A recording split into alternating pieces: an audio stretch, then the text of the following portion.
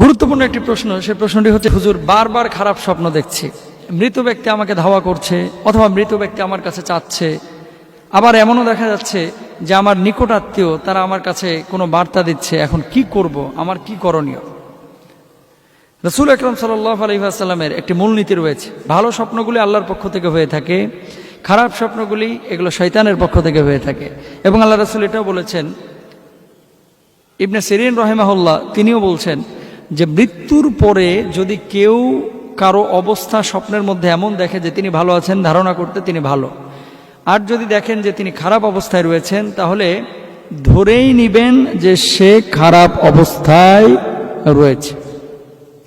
যদি আপনার কাছে কোনো কিছু সে চায় যে আমাকে কিছু দাও, তাহলে তার পক্ষ থেকে আপনি কিছু সদাকা করবেন। যদি আপনাকে বলে যে আমি ভালো নেই, আমার জন্য ভালো কাজ করো, তাহলে আপনি ভালো কাজ করবেন।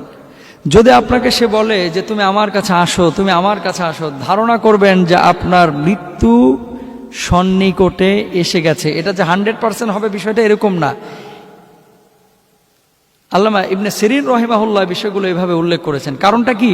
রাসূল আকরাম সাল্লাল্লাহু আলাইহি ওয়াসাল্লামের স্বপ্ন কিন্তু সত্য হতো, তার স্বপ্নগুলো ছিল আল্লাহ সুবহানাহু ওয়া তাআলার পক্ষ থেকে ওহী, কিন্তু আপনার আমার স্বপ্ন এগুলো কিন্তু ওহী না। রাসূল আকরাম সাল্লাল্লাহু আলাইহি ওয়াসাল্লাম যে স্বপ্নগুলো দেখেছেন এগুলো আল্লাহর পক্ষ থেকে ইশারা ছিল এবং বাস্তবায়নের তাগাদা ছিল, এজন্য তিনি সেগুলো বিশ্বাস করেছেন। কিন্তু আপনার আমার স্বপ্ন কিন্তু নবীজির মতো না, নাউজুবিল্লাহি মিন যালিক।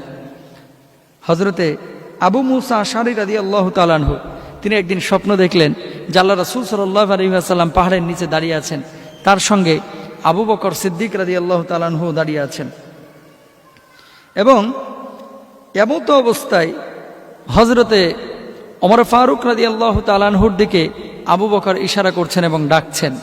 আবু মুসা আশআরী রাদিয়াল্লাহু তাআলা আনহু বললেন যে এই স্বপ্ন দেখে আমি স্পষ্টই বুঝতে পেরেছিলাম যে ওমর ফারুক রাদিয়াল্লাহু তাআলা আনহুর মৃত্যু সন্নিকটে। কিন্তু ওমর ফারুক রাদিয়াল্লাহু তাআলা আনহু যেহেতু জীবিত ছিল, সেহেতু ওমর ফারুক রাদিয়াল্লাহু তাআলা আনহুকে আমি তখন তাৎক্ষণিকভাবে এই বার্তাটা দিই নাই যে আপনার মৃত্যু ঘনিয়ে আসছে। আমি স্বপ্ন দেখেছি, কিন্তু আমি ধারণা করেছি ওমর ফারুক রাদিয়াল্লাহু তাআলা আনহু হয়তোবা ইন্তেকাল করবেন।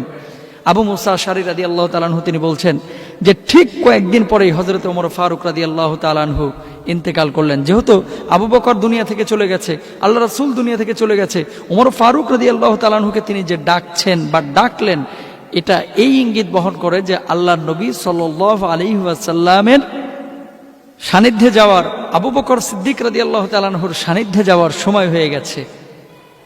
ঠিক কয়েকদিন পরে হযরত ওমর ফারুক রাদিয়াল্লাহু তাআলা আনহু দুনিয়া থেকে বিদায় নিলেন।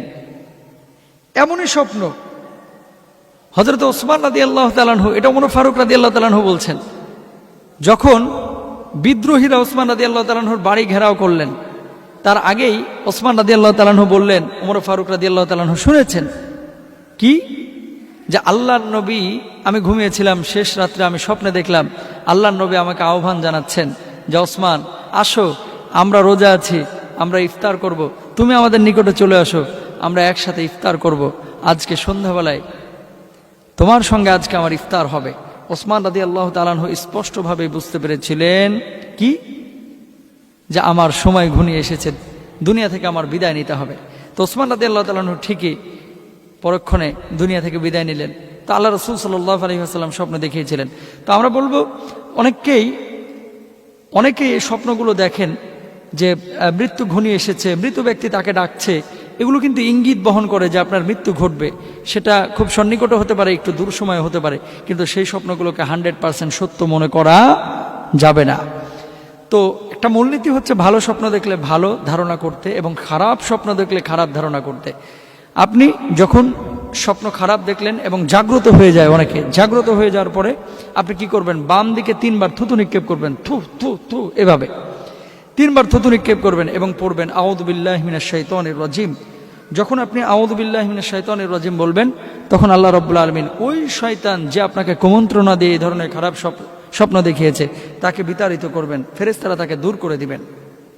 আপনি যদি ডান কাত হয়ে সে অবস্থায় শুয়ে থাকেন তাহলে আপনি বাম কাত হবেন, বাম কাত হয়ে যদি আপনি শুয়ে থাকেন তাহলে আপনি ডান কাত হয়ে যাবেন, অর্থাৎ আপনি আপনার পার্শ্ব চেঞ্জ করবেন। এবং এটা মুহাদ্দিসিনরা বা মুফাসসিরিনরা আল্লাহ রাসূলের কোনো হাদিস থেকে বলেন না, আরেকটি কাজ করতে বলেছেন। যেহেতু নামাজের মাধ্যমে মানুষ বিভিন্ন ধরনের বিপদ আপদ থেকে রক্ষা পায়, আল্লাহ সুবহানাহু ওয়া তাআলার বিশেষ রহমত এবং বরকত হাসিল করে বা অর্জন করে, সেহেতু এরকম ভয়ানক কোনো স্বপ্ন যদি আপনি দেখেন যেটা আপনার কলিজা কাঁপিয়ে দিয়েছে, আপনি জাগ্রত হওয়ার পরে অজু করবেন। অজু করার পরে আপনি আউযু বিল্লাহি মিনাশ শাইতানির রাজিম বলবেন, তারপরে বাম দিকে 3 বার থুতু নিক্ষেপ করবেন এবং আপনি 2-4 রাকাত নফল নামাজ পড়ে আল্লাহর কাছে পানা চাইবেন ইনশাআল্লাহ তাআলা। তাহলে আপনার এই খারাপ স্বপ্ন দেখাটা দূর হয়ে যাবে এবং এই ধরনের আতঙ্ক বা ভয় আপনার হৃদয়ে জাগ্রত হবে না। আবু সালামা রাদিয়াল্লাহু তাআলা আনহু থেকে বর্ণিত, তিনি বলছেন, আর রুইয়া বিল হাসানাতি মিনাল্লাহ, যে ভালো স্বপ্নগুলো এগুলো আল্লাহর পক্ষ থেকে হয়ে থাকে, আর খারাপ স্বপ্নগুলো এগুলো শয়তানের পক্ষ থেকে হয়ে থাকে। ভালো স্বপ্ন যদি আপনি দেখেন তাহলে ভালো ধারণা করবেন, খারাপ স্বপ্ন যদি আপনি দেখেন খারাপ ধারণা করবেন।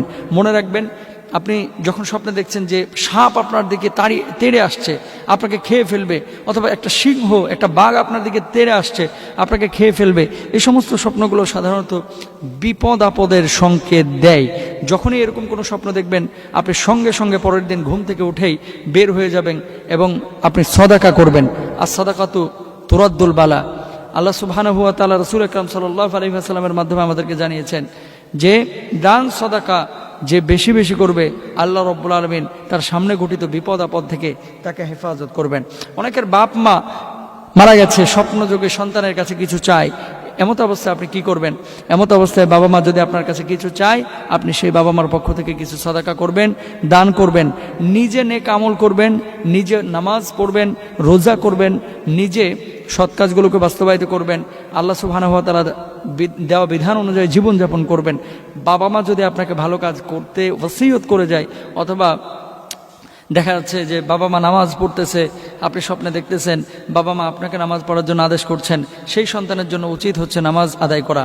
বাবা মা অনেক সময় কষ্টের কথা বলেন, তাহলে জানতে হবে আপনার বাপ মা কষ্টে আছে, সেজন্য আপনাকে নিজে সৎ কাজ করতে হবে, কারণ সন্তানের দোয়া আল্লাহ তাআলা ফিরান না। এবং বাবা মা যদি আপনাকে এই কথা বলে যে আমরা খাবার পাচ্ছি না, আমরা ঘুমানোর জায়গা পাচ্ছি না, আমি খুব কষ্টে আছি, তাহলে ওই সন্তান এক মুহূর্ত দেরি করবেন না, সে বাবা মার জন্য নিজে বেশি বেশি সৎ কাজ করবেন এবং বেশি বেশি দোয়া করবেন। মনে রাখবেন, মানুষ যখন মারা যায় তখন সব আমল বন্ধ হয়ে যায়, কিন্তু ওই সন্তানের দোয়া তখনও চলমান থাকে, কবুল হতে থাকে। যে সন্তান সৎ, যে সন্তান নামাজ কালাম পড়ে, যে সন্তান আল্লাহর দেওয়া বিধান অনুযায়ী জীবনযাপন করে এবং বাবা মার জন্য প্রার্থনা করে, আল্লাহ রাব্বুল আলামিন সেই সন্তানের দোয়া কবুল করেন। ওয়ালাদুন সালিহুন ইয়াদউলা, আল্লাহ রাসূল সাল্লাল্লাহু আলাইহি ওয়াসাল্লাম বলেছেন। সুতরাং মৃত বাপ মাকে যদি এইভাবে আপনারা স্বপ্নে দেখেন, মৃত আত্মীয় স্বজনকে যদি স্বপ্নে দেখেন যে তারা আপনার কাছে কোনো কিছু চাচ্ছে, তাহলে অবশ্যই দোয়া করবেন এবং তাদের পক্ষ থেকে সাদাকা করবেন। আল্লাহ তাআলা আমাদের সবাইকে বোঝার তৌফিক দান করুন। আমিন। আসসালামু আলাইকুম ওয়া রাহমাতুল্লাহ।